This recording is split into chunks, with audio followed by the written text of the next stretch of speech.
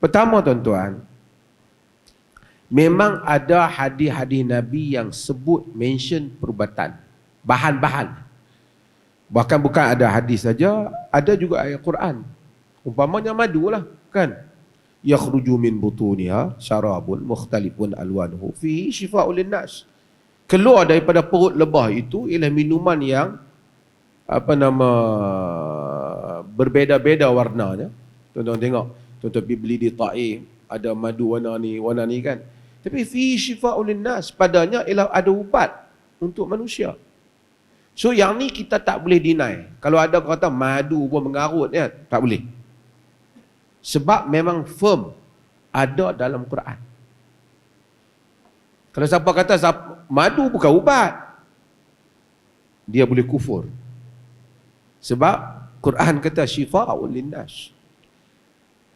Dalam hadis Muslim kan ada orang datang ke jumpa Nabi sallallahu alaihi wasallam.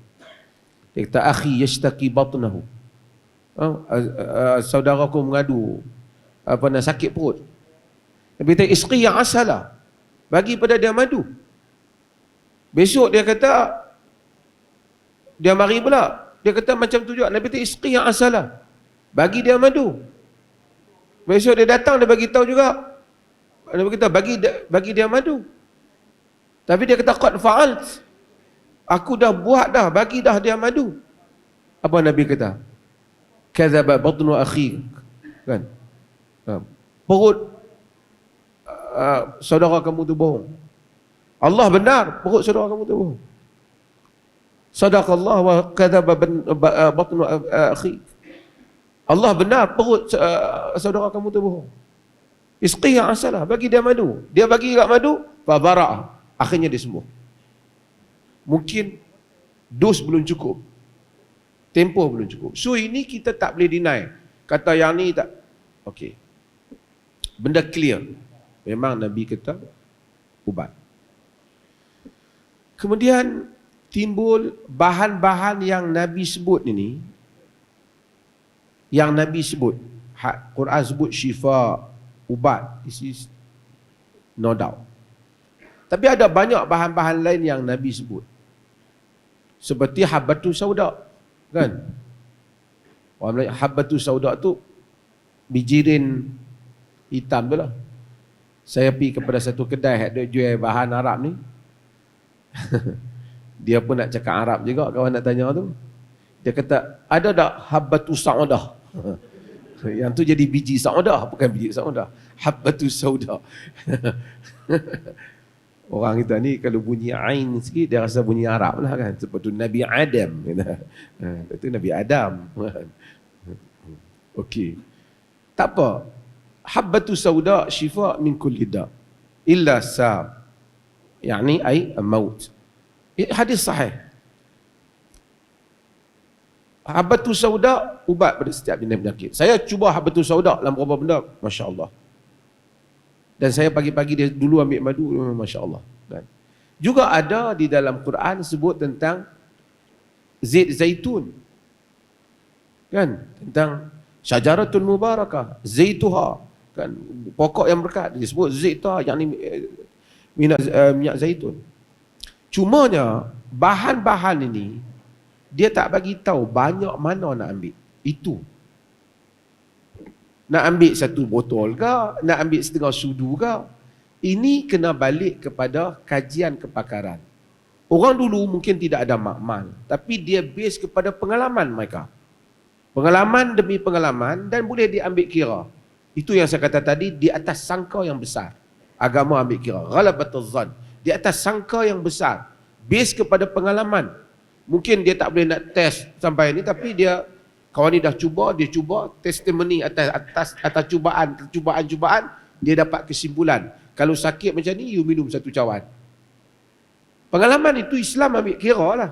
Maksudnya Islam ambil kira di sudut mengiktiraf pengalaman tu. Dalam bahan-bahan yang disebut oleh Nabi ni, school ada dua. Sekolah pemikiran ada dua. Satu sekolah majoriti, termasuk sekolah Al-Imam Al-Bukhari, termasuk Al-Imam Ibn Qayyim, yang kawan tu duk angkat sangat buku Ibn Qayyim tu. Kalau dia tahu Ibn Qayyim bab masalah lain, baru dia demam sikit kan. Ini kata Whatever Nabi kata itu memang wahyu, divine, wahyu. Dan inilah pandangan majoriti.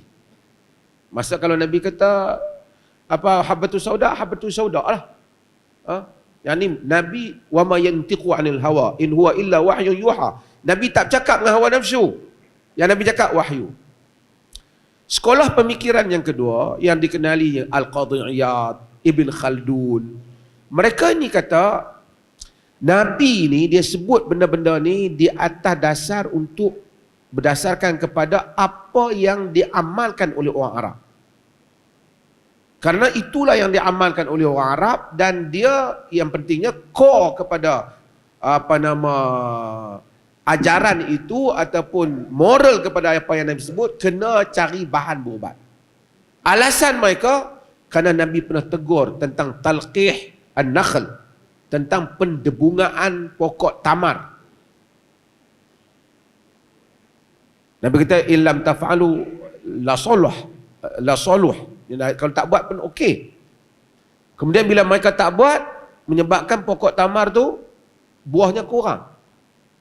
Kemudian Nabi kata, bila ditanya kepada Nabi, Nabi kata antum a'lamu bi amri dunyakum.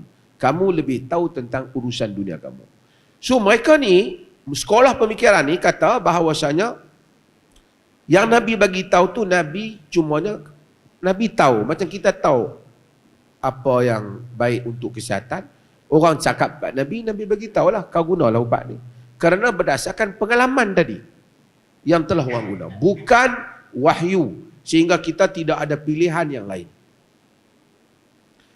Kita ambillah kaul majoriti, kita ambil pendapat majoriti, ini adalah wahyu. Cuma kalaupun wahyu, dia tidak bagi dos dia banyak mana. Dan keadaan dia banyak mana. Sebab tu Al-Imam Ibn Qayyim, dia tulis Tib Nabawi tu, bagi tahu Ustazah tu. Ibn Qayyim dan juga Ibn Hajar Al-Asqalani mereka sebut, walaupun habbatu sauda syifa' min kulli da', tetapi habbatu sauda tu sembuh ubat bagi semua penyakit kecuali maut, tetapi dia hendaklah dilihat kepada negeri mana yang dimakan. Suasana, cuaca dan seumpamanya. Kena ambil kira. Maksudnya akhirnya balik pada tadi. Fas'alu ahla dzikr. Tanya kepada ahli ilmu. Tuan-tuan hadirin dan hadirat yang dirahmati Allah. So kita tak ada masalah kalau kita nak ambil perubatan atas nama perubatan Nabi. Habbatus sauda Nabi sebut, madu Quran sebut, confirm. Tapi kalau tak sembuh, kita kena tahu kemungkinan dos kita ambil tak betul, ataupun tempohnya belum cukup, ataupun jenis madunya tu yang macam kata tadi berbeza-beza warnanya tu. Dan ia adalah satu jenis perubatan. Cumanya jangan bila kita ustaz tu dia bancuh, dia campur habbatus sauda, dia campur madu, dia bubuh buah tin dia bubuh tak? Inilah ubat yang diajar oleh Nabi. Ini jadi masalah. Nabi sebut bahan saja. Kepakaran mesti balik kepada ahli ilmu. Bila ustaz tu campur, atau kita siapa-siapa saja campur, dia kata ini Nabi punya, kita minum tak sembuh, orang kata minum ubat Nabi pun tak jadi. Itu masalah dia. So satu orang dia beli habbatus sauda, dia cuba. Saya ada beberapa benda, saya cerita betul lah. Dulu saya minum minyak zaitun. Saya rasa alhamdulillah saya tak ada apa-apa penyakit yang ni lah, saya duk test. Mungkin juga kesannya, tetap pagi saya ambil dengan madu.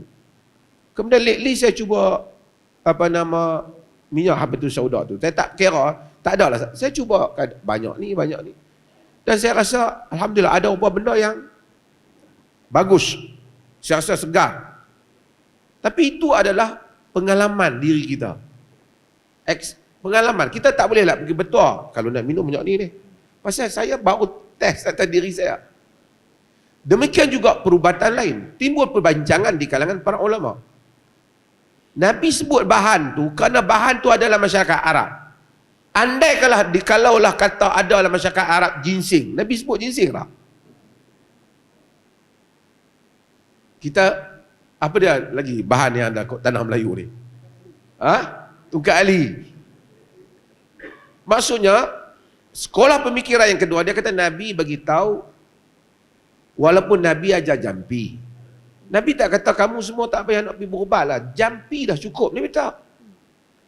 Dan kita kena tahu, Nabi wafat dianggap syahid kerana terkena racun wanita Yahudi di Khaybar.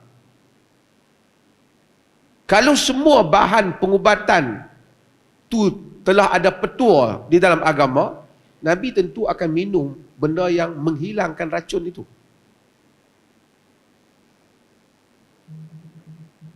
Hatta kadang-kadang tubuh manusia. Nabi pada akhir hayatnya, sebab itu kita baca hadis Ummu Salamah. Nabi solat, Nabi duduk. Sebab pada akhir hayat Nabi sedikit agak berisi. Dan kadang-kadang berisi ini bukan soal makan, apa soal metabolisme orang. Kadang-kadang dia tak boleh, dia kan. Dia ada sikit manusia. Setengah orang dia kata dalam Islam semua perfect. Nabi tak pernah sakit pun tak benar. Nabi pernah sakit. Pada akhir hayat Nabi pernah sakit. Isteri-isteri Nabi pernah sakit. Sahabat yang mati kena taun berapa ramai? Yang kena taun. Muaz bin Jabal punya hebat kena taun. Abu Ubaidah Al-Jarrah kena taun. Jadi maksudnya dalam agama diturun wahyu, panduan, hidayah betul. Soal perubatan, di samping agama memberikan beberapa asas yang tadi, dia tetap merujuk kepada ahli dan kepakaran. Apabila ustaz-ustaz nak berniaga, ini masalah tadi ni. Bila dia nak berniaga, mula dia keluarkan teori-teori ni. Dan sebab tu saya, Ustaz, saya sensitif di Perlis ni, saya babak lah kat ni Ustaz Hafiz dah bahagian tauliah. Siapa je berniaga apa dalam masjid, aku tarik tauliah. You nak berniaga, you berniaga di luar masjid. Jangan duk kata, tuan-tuan, hak ni lah peninggalan Nabi kat kita. Kalau yang ni hak Nabi pun kita tak percaya, siapa lagi kita nak percaya? Tuan-tuan tak beli malam ni, tak percaya kat Nabi. Ini masalah. Tu yang ustazah ke apa, tak tahu, saya tak tahu nama tu. Sunnah tak bohong. Apa dia punya slogan? Sunnah tak bohong kah? Sunnah tak bohong. Memang sunnah tak bohong. Tapi bancuan awak tu, macam kita katalah, kita nak amalkan amalan, nak ikut Rasulullah. Hatta dalam ibadat. Berapa ramai orang kata, kita pakai selendang, kononnya macam selendang Nabi, serban macam selendang Nabi, tapi amalannya bukan sunnah. Bukan sunnah. Kita marah kata bid'ah tu. Ya bukan sunnah. Tak semestinya bila cap macam cap Nabi jadi sunnah. Kita minta, dulu saya sebut berapa benda Ustaz Ahmad. Ni dah lah kita. Dulu kan orang kita makan kismis, jadi yang Ustaz jampi jadi cerdik. Masa tu kismis punya laku. Makcik-makcik pun belilah kismis kat cucu semua. Makan kismis ni ingat, tak lupa. Kismis tu Ustaz pula jampi. Pertama, tak ada hadis kata makan kismis tak lupa, tak ada. Ni pun satu masalah. Sebahagian hadis-hadis perubatan ni tidak sahih. Bukan semua sahih yang disanad. Pertama tak ada. Ada riwayat Zaid bin Arqam dan seumpamanya. Dia ambil daripada pandangan-pandangan. Kemudian kadang-kadang kita tengok logik. Ustaz yang jampi tu pun tak apa ingat. Dia yang nak bagi kita ingat tu pun kita tengok dia pun cakap tak ingat. Nas-nas pun tak ingat. Tapi kita beli. Dan kita melupai benda yang dasar, iaitu belajar rajin-rajin. Al-Imam Al-Bukhari, saya tanya orang Mauritania, tokoh-tokoh yang hebat, hampa ni ingat. Cemburu kita tengok. Nas ni ingat. Dia apa akan kata berulang-ulang. Tuan-tuan mungkin Tanzia ni taklah ingat mana, mungkin sebagai tuan-tuan kata ingat mufti. Saya ulang. Tak ada kata hafal sekali bubuh kismis sebiji. Hafal sekali bubuh kismis sebiji. Ulang, baca balik. Lama-lama kita lupa. Hatta kita tengok imam Masjidil Haram tu, hak dia pilih tu, the best lah boleh ingat Quran. Tuan-tuan tengok kadang-kadang dia pun terlupa. Orang belakang tegur. Nama kata manusia.